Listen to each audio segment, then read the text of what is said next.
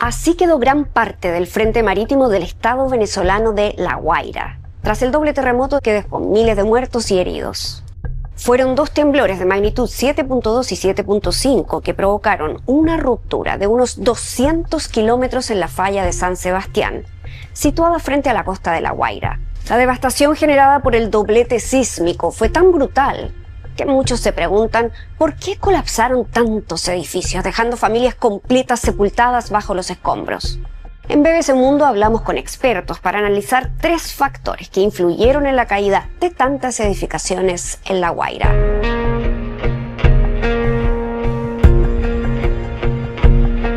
El primero es que La Guaira recibió el impacto directo de las ondas sísmicas por estar tan cerca de la ruptura de la falla de San Sebastián, que corre casi paralela a la costa. Y no olvidemos que no deja de ser excepcional que se produzcan 2 terremotos de una magnitud bastante similar y con pocos segundos de diferencia. Eso genera un fenómeno natural con características para ser un terremoto desastroso en cualquier lugar del mundo. A la potencia del doblete se suma la poca profundidad del epicentro de los sismos y la larga duración del evento.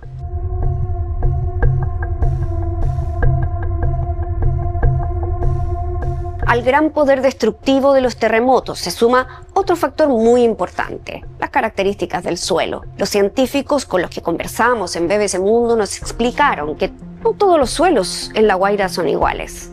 En algunas ciudades, como Caraballeda, el suelo es blando porque existe una profunda cuenca subterránea de cientos de metros. En otras, sin embargo, los suelos tienen características intermedias. Muchas localidades de La Guaira fueron construidas sobre conos fluviales que han acumulado sedimentos blandos de poco espesor que amplifican el movimiento de los terremotos. No hay que olvidar que hace casi 3 décadas, también en La Guaira, hubo un mortal deslave en el Cerro del Ávila, conocido como la tragedia de Vargas de 1999. Ese deslave dejó muchos suelos parcialmente consolidados, es decir, terrenos formados por sedimentos con una resistencia intermedia, algo que podría haber contribuido a los derrumbes de los sismos del pasado 24 de junio.